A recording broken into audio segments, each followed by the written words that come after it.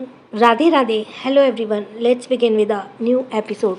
जो चैनल पे नए हैं सब्सक्राइब करें और एपिसोड को सभी लाइक करें। So let's start the episode. Sanchi संभव से अलग होकर लंबी लंबी सांसें लेते हुए उसे गुस्से से घूर रही थी। तभी उसने दोनों हाथों से संभव को धक्का देते हुए कहा, हाउ डेयर यू, आपकी हिम्मत कैसे हुई मुझे फिर से किस करने की।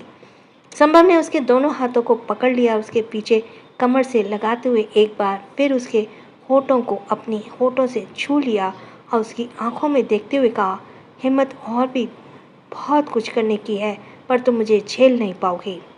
ये बोलकर उसने सांची को छोड़ दिया और उसने अपने कदम पीछे लेते हुए कहा, जाओ अब कर दो हाँ हरेसमेंट का केस मुझ पर। ये कहते हुए उसकी नज़रें सांची पर ही थी। वह गहरी गहरी सांसें लेते उसे ही देख रहा था तो वहीं सांची उसे गुस्से में घूर रही थी।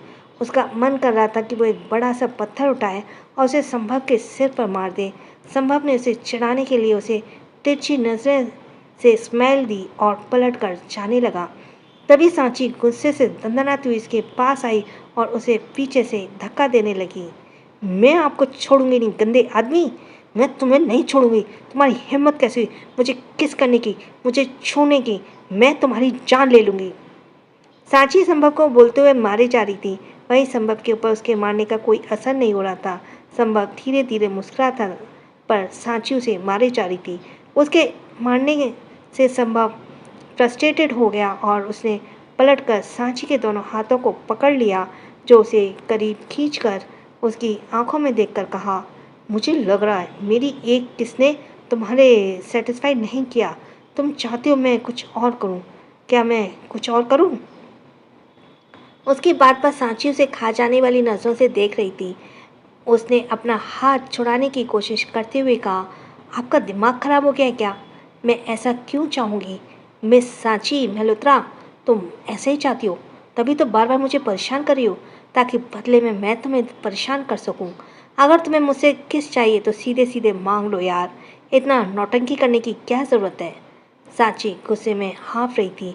संभव की बात से उसके होश उड़ा दिए और ये समझ नहीं आ रहा था कि कुछ समय पहले ये इतना स्टबर्न इंसान था और उसे बार बार कल्प्रिट यानी गलत इंसान प्रूव करने की लगा था। आज उसके साथ ऐसे खुलेआम फ्लर्ट कैसे कर सकता है। अपना मुंह बंद करो नहीं तो मैं तुम्हारा मुंह तोड़ दूंगी। संभव उसकी बात पर फिर से हंसने लगा और उसने होठों को उसके कान के पास ले जाकर धीरे से कहा, क्या तुम मुझसे लड़ना चाहती हो? मैं तुम्हें वार्न कर रहा हूँ, मुझसे लड़ने से पहले एक बार अच्छे से सोच लो। कहीं ऐसा ना हो मुझसे लड़ना तुम्हें भारी पड़ जाए। एक बार मैदान में उतरने के बाद तुम मैदान छोड़कर नहीं भाग सकती। मिस सांची मल्होत्रा। सांची अच्छे से समझ रही थी कि संभव उसे डबल मीनिंग बातें कर रहा है। उसने संभव को गुस्से में देखा और उसे खुद से दूर करने लगी, पर तभी उसने सांची के बालों को एक तरफ करके उसकी नाक पर अपने गर्म सांसें छोड़ते हुए फूंक मारने लगा। उसके इस तरह करने से सांची ने अपनी आंखों को कसकर बंद कर लिया। उसकी धड़कन और उसकी सांसें दोनों ही तेज थीं। उसके अंदर एक अलग एहसास उठ रहा था जिसे छुपाने की कोशिश करते हुए उसने अपनी मुट्ठी को कसकर बंद कर लिया। वहीं संभव ने सांची की नेक पर पीछे की तरफ अपने होठ रख दिए। वो कुछ देर तक सांची को अपनी कैद में लिए ऐसे ही खड़ा रहा। सांची के माथे पर सलवटें उभर आई थी और उसके होठों से दबी दबी सिसकी निकली। उसने दर्द को बर्दाश्त करने के लिए अपनी आंखों को और भींच लिया। कुछ ही देर बाद संभव उससे अलग हुआ तो उसके लाल पड़ चुके उस चेहरे को देखकर उसने कहा, मैंने अपनी निशानी छोड़ी है जिसे तुम चाहकर भी नहीं मिटा सकती। समय के साथ मेरी छाप तुम पर और गहरी होती जाएगी, जो तुम्हारे अंदर मेरी मौजूदगी का एहसास कराएगी और तुम चाहकर मुझे अपने अंदर से नहीं निकाल पाओगे। जाओ अब कर दो मुझ पर केस। ये बोलकर संभव ने उसे छोड़ दिया। संभव ने उससे दूर होते ही सांची ने धीरे धीरे अपनी आंखें खोल उसे देखा। उसकी आंखों में आंसू भरे थे। उसकी नम आंखें संभव को आंखों से जा मिली, जहाँ उसे तड़प, सुकून, खुशी, इन तीनों के मिले जुले भाव दिख रहे थे। संभव उसे देखते हुए धीरे धीरे अपने कदम पीछे ले रहा था। जब वह उसकी नज़रों से ओझल हो गया तो सांची ने अपनी गर्दन पर दर्द महसूस कर अपनी गर्दन को छुआ। उसे एहसास हुआ कि संभव ने उसे लव बाइट देकर गया है। उसने गुस्से से झुंझलाते हुए खुद से कहा, आखिर आप चाहते क्या हैं? क्यों मेरे करीब आ रहे हैं? जो आपके मन में आप साफ साफ क्यों नहीं कह देते? मिस्टर संभव, आपकी प्रॉब्लम क्या है? आप मुझसे क्या चाहते हैं? ये बोलते उसकी आंखों से एक बूंद आंसू लुढ़ककर उसके गाल पर आ गए। संभव जब उसके पास गया तो उसके होठों पर मुस्कुराहट देखकर यश ने कहा, क्या बात है, अभी तो कुछ ज़्यादा स्माइल कर रहा है। थोड़ी देर पहले तो मुंह लटका कर घूम रहा था। क्या हुआ, कोई लॉटरी वॉटरी निकल गई क्या? यश की बात सुनते ही संभव ने मुस्कुराकर पल भर में गायब हो गई और उसने यश को घूर कर देखा और उसके बगल की चेयर पर बैठ गया। मुझ पर छोड़ और खुद पर ध्यान दे। अगर चीकू को तूने परेशान किया ना तो साले मैं तुझे परेशान करूँगा। उसकी बात सुनकर यश ने हंसते हुए कहा, अबे साला मैं नहीं हूँ तेरा, तू है मेरा। और यह भी उसकी इशारा सूर्य की तरफ था। तो वही सूर्य उसकी बात सुनकर उसे घूर कर देख रहा था। यश ने उसकी घूरती नज़रों को देखकर फिर कहा, अबे ऐसे क्यों देख रहे हैं? सच ही तो कहा है, अब जब तू साला है तो है। जब साया ने देखा कि सूर्य अभी भी यश को गुस्से से घूर रहा है तो उसने जल्दी से अपना एक हाथ उसके हाथ पर रख दिया। यह देखकर सूर्य ने उसकी तरफ देखा तो साया ने आंखों से इशारे कर ना में सिर हिलाया। सूर्य ने एक नज़र सबको देखा और सभी अपनी बातों में मशरूफ थे। सभी को ये एक दूसरे में बिजी देखकर वो साया का हाथ पकड़ उसे वहाँ से लेकर चला गया। वह उसे पैलेस के अंदर लाया। साया उसके पीछे पीछे जाते बोली, कहाँ ले जा रहे हैं आप हमें? सूर्य जी, अब बाहर हैं सब, फिर हम यहाँ क्यों आए हैं? सूर्य ने कुछ नहीं कहा और उसे लेकर अपने कमरे में आ गया। फिर रूम के अंदर से बंद करके उसने साया के बेड के पास ले जाकर उसे बेड पर बिठा दिया। वह खुद उसके सामने नीचे बैठ गया और उसके हाथ को अपने हाथ में लेकर उसकी आंखों में देखते बोला, तुम खुश हो?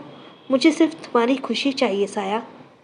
साया ने उसकी आंखों में देखते हुए धीरे से सिर हिला दिया। मन में कहा, खुश हैं कि आप अब हमेशा हमेशा के लिए हमारे हो जाएंगे, पर इसके साथ हम दुखी हैं कि सूर्य जी, हम आपके ज़िंदगी में तो हैं पर आपके दिल में नहीं। कौन है आपके दिल में, हम जानना चाहते हैं। आखिर वह कौन है जो आपके लिए इतनी खास है कि आप उसे अपने दिल से निकाल नहीं पा रहे हैं? और अगर ऐसा है तो आप उसे छोड़कर हमसे शादी क्यों कर रहे हैं? साया उसे एक तरफ देखते हुए खुद से ही सवाल जवाब कर रही थी। उसके सारे सवालों के जवाब सूर्य के पास हैं। वह ये बात जानती थी पर उसमें वह सब पूछने की हिम्मत नहीं थी कि तभी सूर्य ने प्यार से उसके गाल को छुआ और अपने अंगूठे से उसके गाल को रब करते हुए कहा, क्या हुआ, क्या सोच रही हो तुम? साया ने धीरे से नाम में सिर हिला दिया और सूर्य धीरे से मुस्कुराते हुए बोला, साया मैं जानता हूँ तुम किसी बात से परेशान हो, बताओ मुझे क्या बात है, मुझसे शेयर करो साया, मैं तुम्हारी सारी परेशानी दूर कर दूंगा। ये सुनकर साया की आंखों में आंसू आ गए। तभी उसने अपनी भारी आवाज़ में कहा, हम आपसे कुछ पूछेंगे तो क्या आप हमें उसका जवाब देंगे? हाँ पूछो। सूर्य जी, एक बात हमें काफ़ी समय से परेशान करी है। हम सोच सोच कर थक गए पर आपसे पूछने की हम में हिम्मत नहीं थी, इसलिए आज तक खामोश हैं। पर आज हम जानना चाहते हैं, अगर हमारे सवालों का हमें जवाब नहीं मिला तो हम अंदर ही अंदर ऐसे ही मरते रहेंगे। प्लीज़ सूर्य जी, हमें बताइए कौन है आपके दिल में? किसे इतनी शिद्दत से चाहते हैं आप कि आपकी जगह आप किसी को उसकी जगह आप किसी को नहीं दे सकते, हमें भी नहीं। साया की बातें सूर्य के पुराने जख्मों को ताज़ा कर गई थी। जिन यादों को भूलने की वो कोशिश कर रहा था उन यादों को साया ने एक बार फिर ताज़ा कर दिया और सूर्य ने अपनी आंखें बंद कर ली और सोचने लगा। उसकी आंखों के सामने एक छोटी सी प्यारी सी 4 साल की बच्ची का मासूम चेहरा था। उसका मुस्कुराता हुआ चेहरा किसी खिले हुए गुलाब जैसा लग रहा था। गार्डन में भागती हुई 4 साल की बच्ची, उसके पीछे भागता 9 साल का सूर्य उसे आवाज़ देते हुए बोला, इच्छा रुक जाओ, तुम्हें लग जाएगी, तुम्हें फ्लावर चाहिए ना तो मैं लाकर देता हूँ, तुम मत जाओ, तुम्हें लग जाएगी इच्छा। तभी उस 4 साल की बच्ची ने कहा, नहीं फ्लावर मुझे चाहिए तो मैं खुद जाकर लूँगी, आप नहीं। यह बोल वह बच्ची फिर से भागने लगी और गुलाब की झाड़ियों के पास आकर एक गुलाब का फूल तोड़ने लगी, पर तभी उसके हाथ में कांटा चुभ गया और वह रोने लगी। यह देखकर सूर्य उसके पास भागते हुए गया और जल्दी से उसका हाथ अपने हाथों में लेकर उसे डांटने लगा। इच्छा, तुम इतनी जिद्दी हो। मैंने तुमसे कहा था तुम्हें फ्लावर चाहिए तो मैं लाकर देता हूँ। अब देखो, निकल रहे ना तुम्हारे हाथ से खून। सूरज के चेहरे के देखकर ऐसा लग रहा था कि उसे इच्छा का दर्द महसूस हो रहा है। उसकी उंगली से निकलते खून को देखकर सूर्य ने जल्दी से उसकी उंगली को अपने मुंह में ले लिया। इच्छा रोते हुए उसे देख रही थी। करीब 1 मिनट बाद जब उसने इच्छा की उंगली को अपने मुंह से निकाला तो खून बहना बंद हो गया। ये देखकर सूर्य ने इच्छा के आंसू पोंछते हुए कहा, देखा, खून बहना बंद हो गया। अब मत रोना तुम्हें फ्लावर चाहिए? उसने पूछा, पर इच्छा ने हाँ में सिर हिला दिया। सूर्य ने एक लाल रंग का गुलाब तोड़कर उसके हाथ में देते हुए कहा, ये तुम्हारे लिए। आगे से तुम्हें कुछ भी चाहिए हो तो तुम हम मुझसे कहना, समझी तुम? इच्छा नहीं मासूमियत से उसकी बात पर सिर हिला दिया। तभी सूर्य ने इधर उधर देखा। जब उस गार्डन में कोई नहीं दिखा तो उसने झुककर इच्छा के गाल पर किस कर लिया। इच्छा उसे 2 कदम दूर हुई और देखते हुए बोली, आप गंदे हैं, आपने मुझे किस क्यों किया?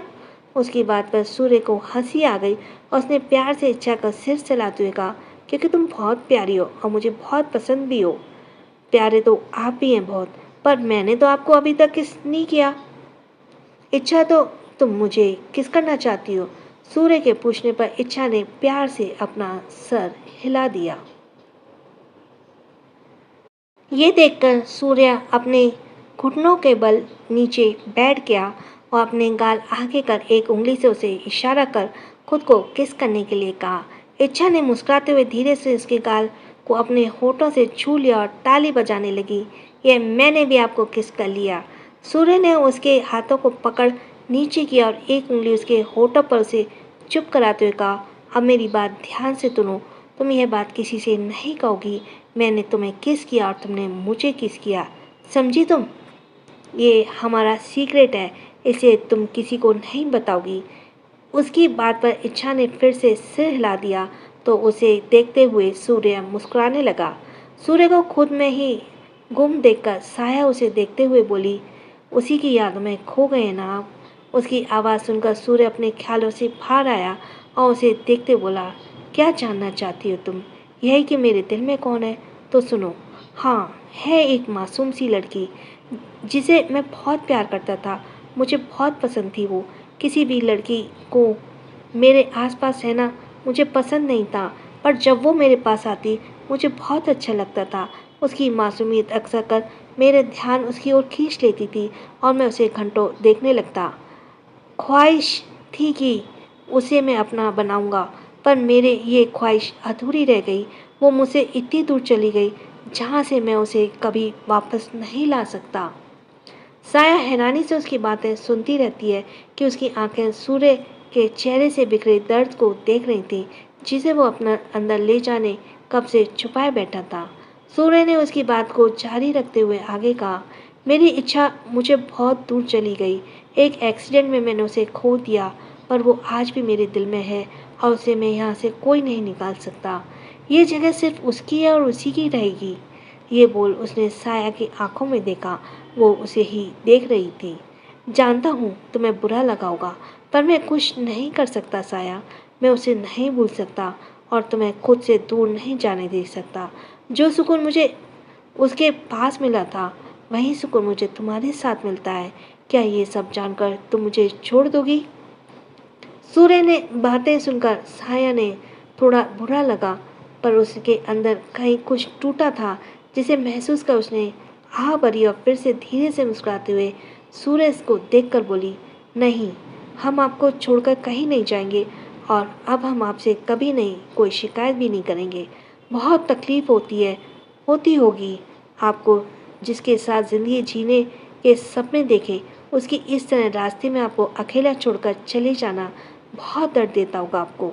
सूर्य की पलकें झुका ली और धीरे से सिर हिला दिया। फिर अगले ही पल उसके हाथों में पड़ते हुए सूर्य ने कहा, दर्द होता था, अकेलेपन महसूस होता था, पर अब नहीं होता, क्योंकि अब तुम हो मेरी ज़िंदगी में और तुम्हें खो नहीं सकता।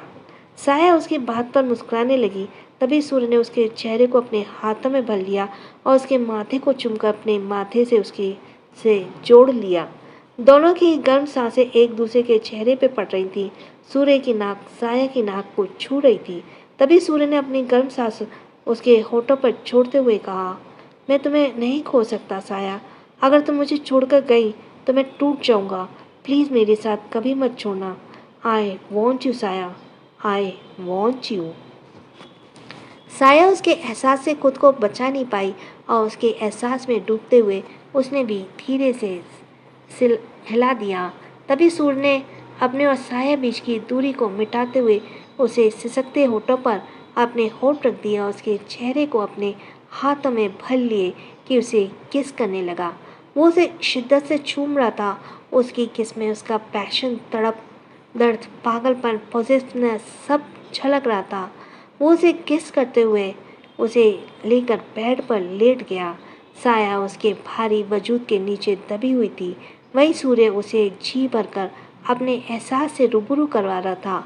उसे साया के हाथों में अपने हाथों की गिरफ्त कर लिया और उसे किस करते हुए उसकी गर्दन पर आ गया। उसके होठ साया की नाक को फोल्डर पर घूम रहे थे, नाक और शोल्डर पर घूम रहे थे और साया की गहरी सांस उसे जुनून बना रही थी।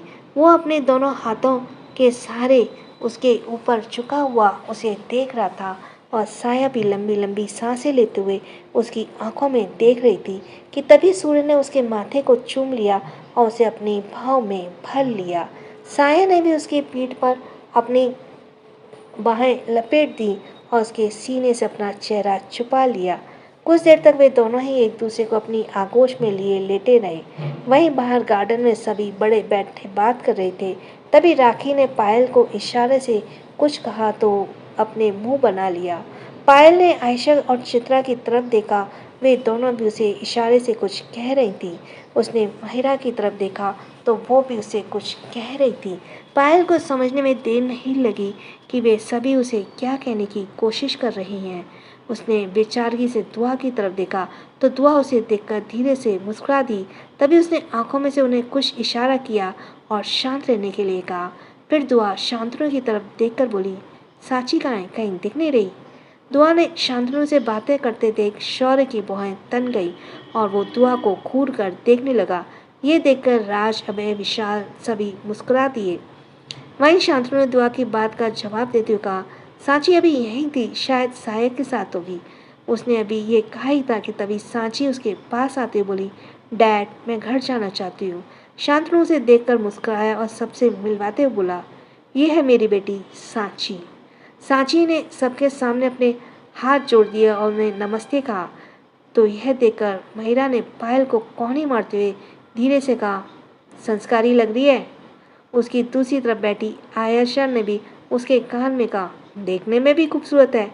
चित्रा और राखी ने भी उसे इशारे से सांची के बारे में कुछ कहा तो सबको देखकर पायल ने भी फिर से मुंह बना लिया और सांची को देखते हुए मन में बोली, खूबसूरत है, इंटेलिजेंट भी है, सारी क्वालिटीज़ है इसमें, पर मैं कैसे कुछ कह सकती हूँ।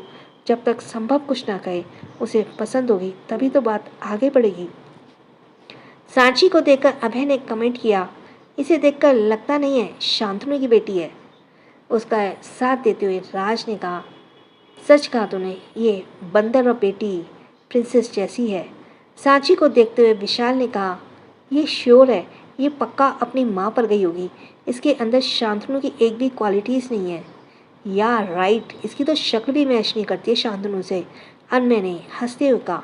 सबको कुछ ना कुछ बोलते हुए देखकर सिम्बा ने भी कहा, पर इसके साथ इसकी बीवी क्यों नहीं आई। उसकी बात पर राज ने कहा, क्योंकि 5 साल पहले एक एक्सीडेंट में इसकी वाइफ उसे छोड़कर चली गई। इस बात पर सबने अफसोस जताया। तभी शौर्य ने सबकी बात सुनकर कहा, सांची अच्छी लड़की है, हम इसे अपने घर में ला सकते हैं। उसकी बात पर अचानक से सबने चौंक कर उसे देखा और राज उसे घूरते बोला, तू कहना क्या चाहता है। शौर्य उसे देखकर बोला, वही जो तू समझ रहा है। राज ने फिर हैरानी के भाव से कहा, शौर्य तू चाहता है कि मैं दुआ के एक्स की बेटी से अपनी बेटी की शादी कर दूं। शौर्य ने उसकी बात पर सिर हिला दिया और अभय ने कहा, सही तो कह रहा है शौर्य, इसमें बुरा भी क्या है। लड़की भी खूबसूरत है, एक ना एक दिन तो तुझे संभव की शादी करनी होगी, इसमें क्यों नहीं कर देता इससे। उसका साथ देते हुए विशाल बोला, आइडिया अच्छा है, फिर सबकी शादी एक साथ हो जाएगी। अरे पहले उससे तो बात कर, उसे शादी होनी है, जिससे शादी होनी है, क्या पता उसे कोई और पसंद हो। अनमय ने कहा तो उसका साथ देते हुए राज बोला, हाँ तूने बिल्कुल सही कहा, मेरा बेटा जहाँ शादी करना चाहेगा मैं उसकी शादी वहीं करूँगा। मैं नहीं कर रहा शांतनु की बेटी से अपने बेटे की शादी। उसकी बात पर शौर्य ने उसे अजीब तरह से देखा तो राज मुंह बनाकर बोला, मुझे ऐसे क्यों देख रहा है, सही तो कहा है मैंने, और अगर तुझे वो इतनी अच्छी है तो तू अपने बेटे की कर देना शादी शांतनु की बेटी से। शायद तू बोल रहा है मेरे बेटे की अभी अभी एंगेजमेंट हुई है और अब वो एंगेज हो गया है। शौर्य की बात पर राज ने मुंह बना दिया। वहीं सांची ने जिद कर शांतनु को अपने साथ चला गया। उसके जाने के बाद सभी गेस्ट एक एक कर जाने लगे। तभी सूर्य साया के साथ पार्टी हॉल में वापस आ गया। साया ने सबके पैर छूकर उसका आशीर्वाद लिया। वो जब सबसे मिलकर ईशा और अक्षर के पास आई तो झुककर अपने पैर छूने लगी उनके, तो दोनों ने उसे रोक लिया और उसके सिर पर प्यार से हाथ रखते कहा, बेटिया पैर नहीं छूती, वो तो लक्ष्मी होती हैं। साया उसकी बात पर मुस्कुराने लगी। ईशा ने उसे अपने गले लगा लिया। अचानक उसके गले लगाने से वो थोड़ी हैरान रह गई, पर फिर भी वो मुस्कुराने लगी। साया सबसे मिलकर अपने बाबा के साथ आश्रम लौट गई। सूर्य उसे ड्रॉप करने गया था। इधर सभी गार्डन में पैलेस में अंदर आकर हॉल में बैठ गए। तभी दुआ ने अक्षर के सामने बैठते हुए कहा, हम चाहते हैं शादी से एक हफ्ते पहले पापा, अंकल और अक्षय तीनों यहाँ आ जाएं। अब यह आप कैसे करेंगे हमें नहीं पता, पर हमें तीनों यहाँ चाहिए। उसकी बात सुनकर अक्षर मुस्कुराने लगा तो वहीं पर यह सब देखकर शौर्य ने फिर से अपनी मुट्ठी को कसकर बंद कर लिया। एक बार फिर राज को और सभी को उसे तंग करने का मौका मिल गया था और राज ने उसके कान के पास धीरे से कहा, मैं समझ सकता हूँ तुझे कैसा लग रहा होगा, पुराना आशिक गया तो नया आ गया। हाय तेरा दुख सबसे अलग है मेरे यार। शौर्य ने उसे घूर कर देखा और वह चुप हो गया। अक्षर ने दुआ की बात का जवाब देते हुए कहा, ठीक है मैं कल ही उन्हें कॉल करके यहाँ बुला लेता हूँ। कुछ देर तो और सबका साथ टाइम स्पेंड करने के बाद सभी अपने अपने कमरे में चले गए। राखी मिरर के सामने खड़ी अपनी ज्वेलरी निकाल ही रही थी, तब अमय ने उसकी बाहों में भरते हुए कहा, आज मेरी जान चांद का टुकड़ा लग रही है। दिल तो चाह रहा है कि तुम्हें उठाकर ले जाओ और फिर सोचो, यार यह तो अपनी ही बीवी है, कहाँ जाएगी, रात के समय तो मेरी बाहों में ही आएगी। उसकी बातें सुनकर राखी शर्माने लगी। वहीं अभय ने उसे अपनी बाहों में और कसते हुए उसके गाल को चूम लिया और उसे अपनी ओर घुमाना उसकी आंखों में देखते हुए बोला, सो फाइनली हमारी बेटी शादी करने जा रही है।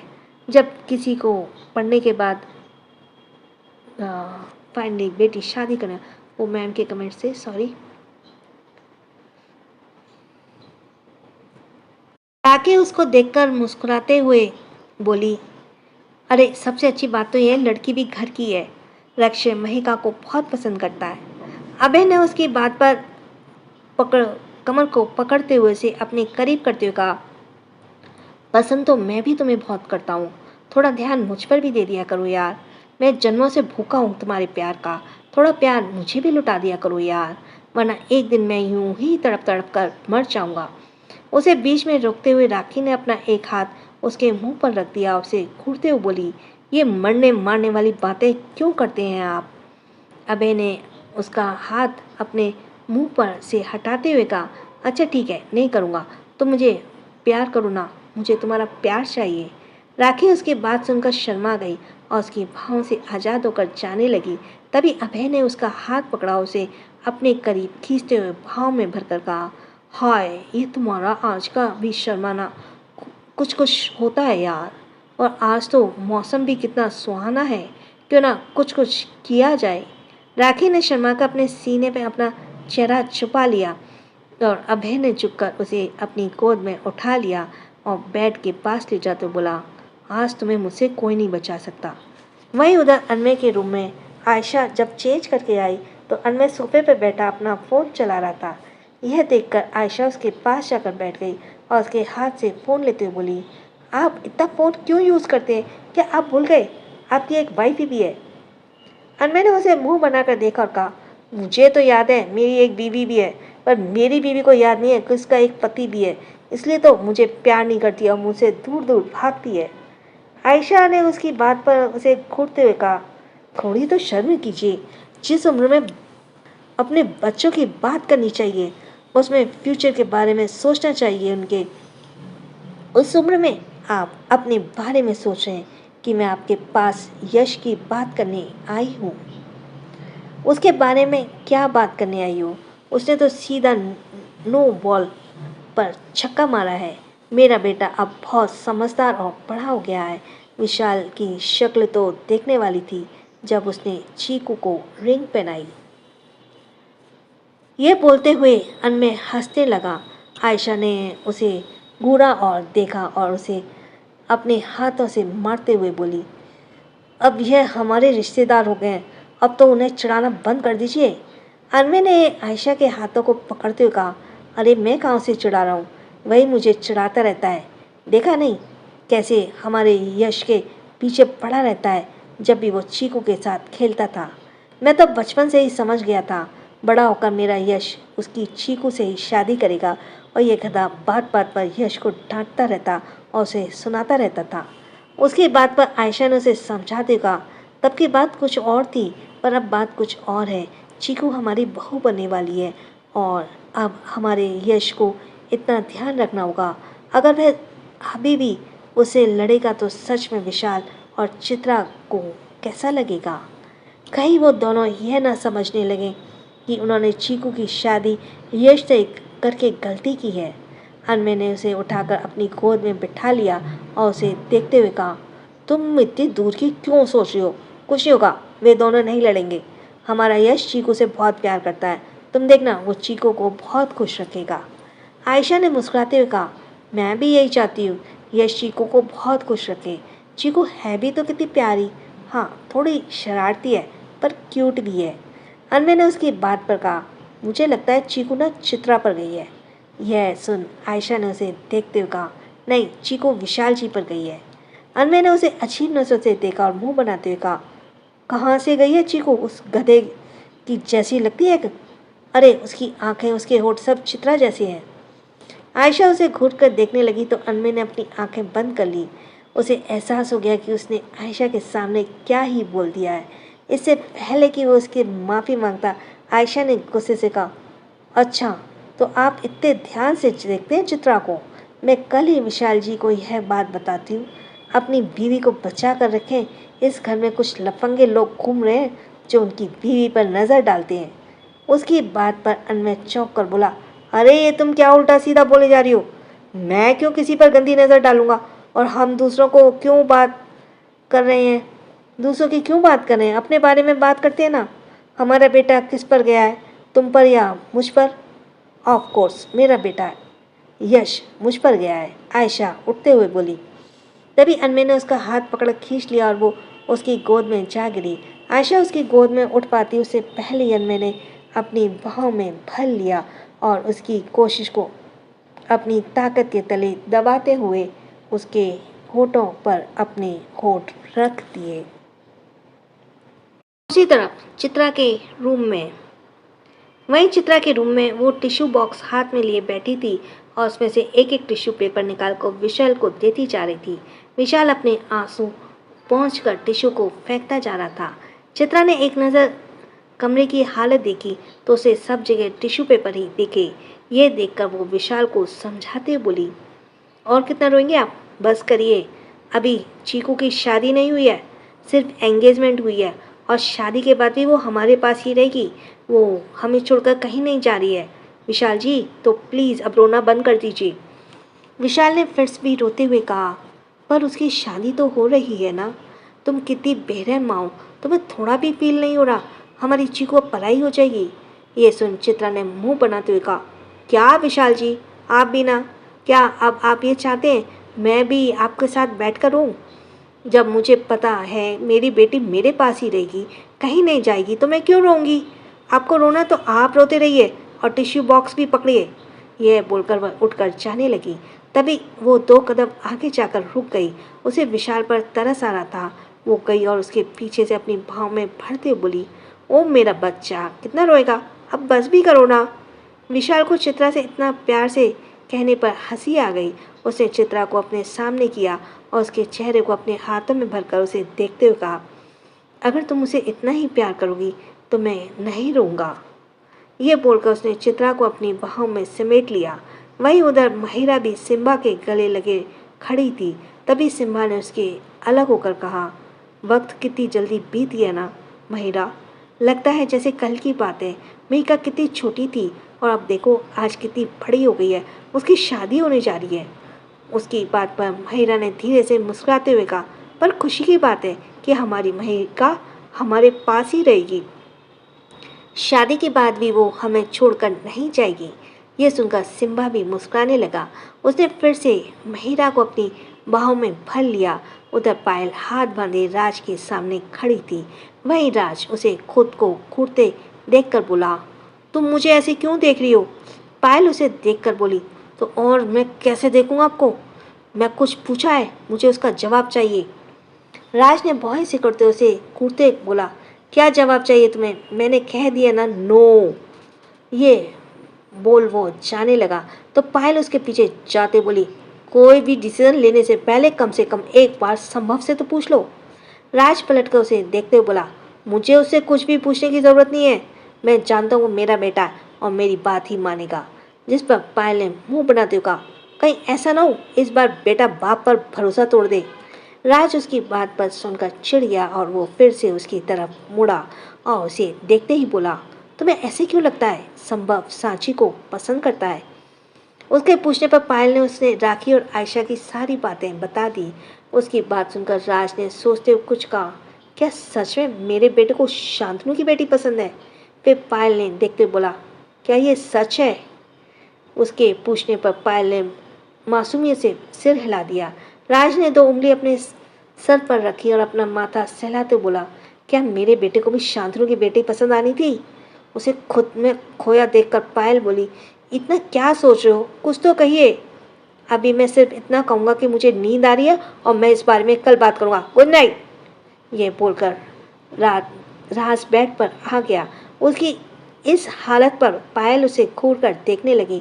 तभी वह भी उसके पीछे पीछे बेड पर आते बोली, सी मुझे भी नींद आ रही है, मुझे भी सोना है।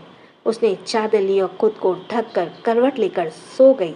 ये देखकर राज को एक शरारत सूझी और उसने पायल से चादर में घुसते हुए उसे पीछे से अपनी बाहों में भर लिया। पायल छटपटाने लगी पर राज ने उसके दोनों हाथों को पकड़ बेड में दबाते हुए उसके ऊपर आ गया और उसे परेशान करने लगा। दुआ के रूम में शौर्य बालकनी में खड़ा था और सिगार के लंबे लंबे कश ले रहा था। तभी दुआ उसके बगल आकर खड़ी हो गई और उसके कंधे पर हाथ रखते बोली, क्या सोच रहे हैं आप? शौर्य ने उसे एक नज़र देखा और फिर सामने देखते बोला, वक्त कितनी जल्दी बीत गया ना दुआ। ये सुन दुआ मुस्कुराते बोली, सही कहा आपने, इतनी जल्दी बीत गया, कितना कुछ हो गया इन सालों में। मैंने आज भी अक्षर और ईशा की आंखों में वही उदासी देखी। शौर्य ने उसकी तरफ देखा और दुआ के चेहरे पे आई बालों की एक लट को उसके कानों के पीछे करते हुए बोला, होना होता है, कौन कहता है जो होना होता है वो होकर रहता है, इसमें हम कुछ नहीं कर सकते। आपने सही कहा शौर्य जी, मैं भी एक माँ हूँ और माँ का दुख अच्छे से समझ सकती हूँ। जो दुख वे दोनों झेल रहे हैं एक टाइम पर वही दुख हम दोनों ने भी सहा था। दुआ की बात सुनकर शौर्य ने अपनी आंखें बंद कर ली और अपनी मुट्ठी को कसकर बंद कर लिया। वो इस बारे में बात नहीं करना चाहता था, इसलिए उसने बात बदलते हुए कहा, तुम्हें नींद नहीं आ रही? दुआ ने उसे देखते हुए कहा, क्या आपको आ रही है? शौर्य ने धीरे से सर हिला दिया। तभी दुआ ने उसे लेकर रूम में आई और बेड पर बैठते हुए उसने शौर्य के सिर को अपनी गोद में रख लिया और उसे सुलाने लगी। दूसरी तरफ सांची कमरे में खड़ी अपने नेक पर बने निशानों को देखने की कोशिश कर रही थी, पर वह चाहकर भी देख नहीं पा रही थी। संभव ने उसे जिस जगह लव बाइट दिया था उसके नेक के पीछे का हिस्सा था, इसलिए सांची चाहकर भी उसके दिए गए लव बाइट्स को नहीं देख पा रही थी। वो झुझलाकर बेड पर बैठ गई और दोनों हाथ बेड पर दबाते हुए बोली, संभव मैं आपको छोड़ूंगी नहीं। आपकी हिम्मत कैसी हुई मुझे लव बाइट देने की, और अब देखना आपके साथ क्या करती हूँ। अब मैं भी ईंट का जवाब पत्थर से दूंगी। ये बोलते हुए उसकी आंखों के सामने संभव का चेहरा आ गया। उसने मुंह बना लिया और पिलो को अपने हाथों से दबाते हुए बोली, वो क्यों मुझे बार बार याद आ रहा है। वहीं साया भी सूर्य के बारे में सोच ही रही थी और वो अपने बेड पर लेटी थी और उसकी आंखों छत की सीलिंग को देख रही थी। उसके ख्यालों में उसकी आंखों में सिर्फ सूर्य था और उसे सूर्य की कई एक एक बात याद आ रही थी। तभी उसने सोचते हुए खुद से कहा, जब आपने हमसे कहा था आप वो जगह हमें नहीं दे सकते तब हमें दुख हुआ था, पर आज जब आपका सच जाना तो हमें दुख नहीं हो रहा। हम खुश हैं, पर आपके लिए बुरा लग रहा है। आपके कितना प्यार किया होगा उससे, पर वो आपको बीच रास्ते में छोड़कर चली गई। फिर सोचते हुए उसने आगे कहा, और अगर वो नहीं चाहती तो हम आपकी ज़िंदगी में नहीं आ पाते। शायद आज हमारी जगह वो होती और अब हमारे लिए कोई हसीन ख्वाब बनकर रह जाते जिसे हम रोज़ देखते, पर आपको पाने की तमन्ना हमें कभी पूरी नहीं होती। वो उठकर बैठ गई और अपने दोनों पैरों को सिकोड़कर उस पर अपने दोनों हाथ लपेटते हुए सिर रखकर बोली, आपके लिए दुखी हैं पर अपने लिए खुश हैं। हमें आपसे इतना प्यार हो गया है कि अब हम आपके बिना जीने की सोच भी नहीं सकते। अगर आप हमें नहीं मिले तो पता नहीं हम कैसे जिएंगे। थैंक यू हमारी ज़िंदगी में आने के लिए। थैंक यू हमें अपनी ज़िंदगी में शामिल करने के लिए। सूर्य जी, हम वादा तो नहीं पर कोशिश ज़रूर करेंगे इच्छा की यादों को अपनी यादों से बदलने की। साया अभी खुद से बात कर ही रही थी कि इतने में ही उसका फ़ोन रिंग हुआ। उसने टाइम देखा तो इस वक्त फ़ोन के रात के 12 बज रहे थे और इस टाइम सांची उसे कॉल कर रही थी। फ़ोन उठाते ही साया ने कहा, सांची हमें इस समय क्यों फ़ोन कर रही हो, क्या हुआ? वो ठीक तो होगी ना वो ठीक तो होगी ना। ये बोलकर साया ने कॉल रिसीव कर फ़ोन कान पर लगा लिया तो दूसरी तरफ से सांची ने बिना ब्रेक की गाड़ी की तरह पर फर फर करके बोलने लगी फर फर करके बोलने लगी, यार साया तेरे होने वाला देवर बहुत बुरा है। मैं उसकी जान ले लूँगी। उसने मुझसे दूर रहने के लिए बोला। अगर वो दोबारा मेरे सामने आया तो मैं उसकी गर्दन अपने हाथों से दबा दूंगी और उसे मारकर जेल चली जाऊंगी। सांची को बीच में रोकते हुए साया बोली, पहले यह तो बता क्या हुआ है और तू मेरे किस देवर की बात कर रही है। सांची गुस्से से बोली, अरे उसी की जो खुला साड़ा बनकर घूम रहा है। लगाम लगा उस बंदर पर और उसकी शादी करवा। मैं कोई उसकी पर्सनल प्रॉपर्टी नहीं हूँ कि जब चाहे मुझे किस करके मुझे हर्ट करके चला जाता है। ये सुनकर साया समझ गई सांची संभव के बारे में बात कर रही है। अब उसे उसकी बात सुनकर हंसी आ रही थी। उसने अपनी हंसी को कंट्रोल करते हुए कॉल पर उसे कहा, अरे बस बस, अब पहले हमें बताओ उन्होंने किया क्या है। क्या उन्होंने फिर से? हाँ फिर से, और ये मत पूछ क्या किया है। वो तो उसका बस नहीं चला दिया मैंने, वरना वो सन की आदमी पता नहीं और क्या क्या करता मेरे साथ। सांची को गुस्सा होते देखकर साया को हंसी आ गई। उसे समझ नहीं आ रहा था कि वो उसे कैसे समझाए। फिर कुछ सोचकर उसने कॉल पर कहा, सांची हम कुछ कहें? हाँ बोल। उसकी बात पर साया ने कहा, हमें ऐसे लगता है संभव जी तुम्हें पसंद करने लगे हैं। सांची चौंक कर बोली, क्या वह खड़ूस आदमी मुझे पसंद करता है? नहीं, वह नहीं हो सकता। वो सिर्फ मुझ पर शक करता सकता है। मेरे पीछे अपने लोग छोड़ सकता है, खुद कुत्तों की तरह घूम सकता है, पर मुझे पसंद नहीं कर सकता। ये सुनकर साया हंसने लगी और बोली, अरे यार ये सच है। अगर वो तुझे पसंद नहीं करते ना तो फिर तुझे किस क्यों करते, तेरे करीब क्यों जाते, तुझे तंग क्यों करते? अब ये सब तो कोई इंसान तभी करता ना जब वो उसे पसंद करता है। उसकी बात सुनकर सांची सोचने लगी और कुछ देर तक उसे ना बोलते देखकर, अब तुम सोचती रहोगी या हम चले सोने? उसने फ़ोन बेड साइड टेबल पर रखा और आंखें बंद करके लेट गई। वहीं दूसरी तरफ सांची सोच रही थी। तभी वो भी बेड पर लेटते हुए खुद से बोली, क्या सच में वो पागल आदमी मुझे पसंद करता है? पर ये कैसे हो सकता है? ये सोचते हुए वो अभी सो गई। शादी में ज़्यादा समय नहीं था, इसलिए सभी शादी की तैयारियों में लग गए थे। दुआ सबके साथ शॉपिंग करने गई हुई थी। उसके साथ साया भी आई थी। महिका, चीकू और साया तीनों ही अपनी शॉपिंग कर रही थी। दुआ सबके साथ अपनी शॉपिंग कर रही थी। आयशा, चित्रा, पायल अपने लिए साड़ी सेलेक्ट कर रही थी। वहीं दुआ, ईशा, महिरा और राखी के साथ ज्वेलरी शॉप में भी थी। तभी महिरा की ज्वेलरी देखते हुए घर से बाहर निकल कर शॉपिंग करने का मज़ा ही अलग है। अच्छा हुआ भाभी आपने मना कर दिया, वरना भाई तो हर बार की तरह इस बार भी शॉपिंग मॉल घर में ही खोल देते। उसकी बात पर दुआ मुस्कुराने लगी और वहीं राखी ने उसका साथ देते हुए कहा, तुमने सही कहा महिरा, शॉपिंग का मज़ा तो शॉपिंग मॉल में ही आता है, वरना इतना कुछ है देखने के लिए, पसंद करने के लिए, और वहाँ सिर्फ लिमिटेड चॉइस। ईशा सबको देखकर मुस्कुरा रही थी। तभी दुआ ने उसे एक नेकलेस सेट दिखाते हुए कहा, ये देख ईशा, ये कैसा लग रहा है। ईशा ने नेकलेस सेट देखते हुए कहा, दुआ ये तुम पहनोगी, तुम्हारे लिए थोड़ा हैवी नहीं है हो जाएगा। दुआ उसकी बात पर मुस्कुराते बोली, ईशा ये हमने अपने लिए नहीं साया के लिए देखा है, उसे पर अच्छा लगेगा ना। ईशा ने मुस्कुराते हुए हाँ में सिर हिला दिया। दुआ नेकलेस रखते बोली, हम अभी साया को बुला कर लाते हैं, उसे पहनाकर अभी ही देख लेते हैं कि उस पर कैसा लगता है। वो बीच में बैठी थी और ईशा साइड में बैठी थी। उसे उठता देख ईशा ने उसे वापस से बैठाते हुए कहा, तुम रहने दो, मैं उसे बुला कर लाती हूँ। यह बोलकर ईशा चली गई।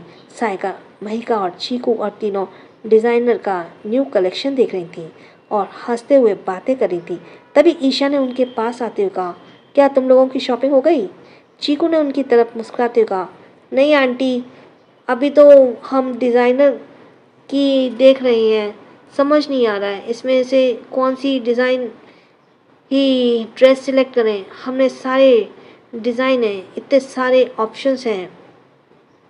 उसका साथ देते हुए महिका ने बोली, हाँ आंटी, इतने सारे ऑप्शन देखकर तो मैं कंफ्यूज ही हो गई हूँ। दोनों की बात सुनकर ईशा ने साया की तरफ देखकर कहा, और क्या तुम्हें भी कुछ पसंद नहीं आया। उसके पूछने पर साया ने उसे एक डिज़ाइन दिखाते हुए कहा, हमें ये पसंद है, हम चाहते हैं हमारी सारी ड्रेस इसी डिज़ाइन के फॉर्मेट में हो। ईशा उसके हाथ से पैम्पलेट लेकर देखने लगी। उसमें साड़ी के सारे सिंपल डिज़ाइन थे और वो देखने में बहुत खूबसूरत लग रहे थे। इन डिज़ाइन को देखते हुए ईशा बोली, ये तो बहुत खूबसूरत है, तुम्हारी चॉइस तो बहुत अच्छी है साया। फिर उसने उसी पैम्पलेट में एक डिज़ाइन पर पॉइंट करते हुए कहा, महिका और चीकू से कहा, तुम दोनों ये डिज़ाइन क्यों नहीं ट्राई करती। जब शादी के बाद तुम इस डिज़ाइन की साड़ियाँ पहनोगी तो बहुत प्यारी लगोगी। उसकी बात दोनों उसके हाथ से पैम्पलेट लेकर देखने लगी। ईशा साया की तरफ मुड़ी और उससे बोली, तुम्हारी सासू माँ तुम्हें बुला रही है। साया ने उसके मुस्कुरा कर देखा और उसके साथ जाने लगी। उसकी कलाई से थोड़ा ऊपर एक चोट का निशान देखकर ईशा की भौहें सिकुड़ गई और उसने साया का हाथ पकड़ ईशा को देखते बोली, तुम्हें ये चोट कैसे लगी बेटा। साया निशान देखकर मुस्कुराते बोली, हमें याद नहीं, पर बाबा कहते हैं हम बचपन में गिर गए थे और तभी ये चोट हमें लग गई थी। ईशा ने उसकी बात पर खुश नहीं कहा और मुस्कुराते हुए उसे देखने लगी। वे दोनों जाने लगे। जैसे ही मुड़ी तभी एक लड़की उनसे टकरा गई। वो लड़की गिरती उससे पहले ही साया और ईशा दोनों ने उसे संभाल लिया। उसे सही से खड़ा करते हुए ईशा ने कहा, बेटा तुम्हें कहीं लगी तो नहीं, तुम ठीक तो ना। उस लड़की ने कुछ नहीं कहा और अपनी डरी सहमी आवाज़ में दोनों को देखने लगी। उसके चेहरे पे घबराहट और माथे पे पसीने की बूंदें थीं। उसे कुछ ना बोलते देखकर साया ने उसका हाथ पकड़ प्यार से कहा, हमें बताओ, क्या तुम्हें कहीं चोट लगी है। उस लड़की ने तब भी कुछ नहीं कहा और दोनों को ऐसे ही देखती रही। देखने में वो लड़की बहुत खूबसूरत थी। उसका गोल चेहरा था, उसकी आंखें बड़ी बड़ी काली भूरी रंग की थी जिसमें अभी डर भरा था। गुलाब के जैसे होठ और चेहरे पर बिखरी मासूमियत, पर अभी डर के साए में वो मासूमियत कहीं छुप गई थी। उसके काले लंबे बाल और उसके कमर पर बिखरे हुए थे। हाइट में वो यही कुछ 5 फुट 2 इंच की रही होगी। उसकी उम्र भी ज़्यादा नहीं थी। देखने से ऐसा लग रहा था जैसे वे अभी 16-17 साल की हो। साया और ईशा दोनों ने उसे एक नज़र देखकर एक दूसरे को देखा। फिर लड़की को देखते हुए ईशा ने प्यार से कहा, देखो बेटा, तुम बताओगी नहीं, तुम्हें पता कैसे चलेगा। मैं अच्छा, हमें अपना नाम ही बता दो, तुम्हारा नाम क्या है। वो लड़की अभी भी कंफ्यूज में उन्हें देख रही थी। उसने जैसे ही कुछ कहने को लिए अपना मुंह खोला, तभी एक आवाज़ उसके कानों में आई, जिसे सुनकर वो डर से कांप उठी और घबरा कर उसने ईशा का हाथ कस के पकड़ लिया। श्री, श्री, श्री, तुम कहाँ जा रही हो? कहते हुए एक लड़की उसके पास आ गई। उस लड़की की उम्र करीब 22 साल की रही होगी और वो देखने में काफ़ी ज़्यादा मैच्योर लग रही थी। उसके चेहरे पे एरोगेंट लुक था। उसका रंग भी गोरा था, पर उसका उतना नहीं जितना श्री का था। वो लड़की श्री के पास आई और साया और ईशा को एक नज़र देखकर श्री का हाथ पकड़ उसे ज़बरदस्ती अपने साथ ले जाते हुए बोली, श्री, क्या तुम मॉम की बात को भूल गई हो? हमने कहा था ना, हमें किसी की अनजान से बात नहीं करनी। फिर तुम क्यों उन दोनों अनजान लेडीज़ के साथ खड़ी थी? बताओ, तुम उनसे क्या कहने वाली थी? उसकी आवाज़ से श्री के शरीर कांप पैदा हो गई और वो डरते हुए धीरे से बोली, कुछ नहीं दी, वो तो मैं गलती से उनसे टकरा गई थी। श्री, तुम्हें पता है ना मॉम गलती की क्या सज़ा देती है? मैं तो मॉम से झूठ नहीं बोल सकती, और तुम भी खुद को तैयार कर लो, मॉम तुम्हें आज सज़ा देकर रहेंगी। कौन है ये श्री? क्यों डरती है वो अपनी मॉम से इतना? क्या पूछा ईशा ने साया से उस निशान के बारे में क्यों पूछा? इसके साथ ही थैंक्स फॉर लिसनिंग। छोटों को प्यार, बड़ों को सम्मान। राधे राधे।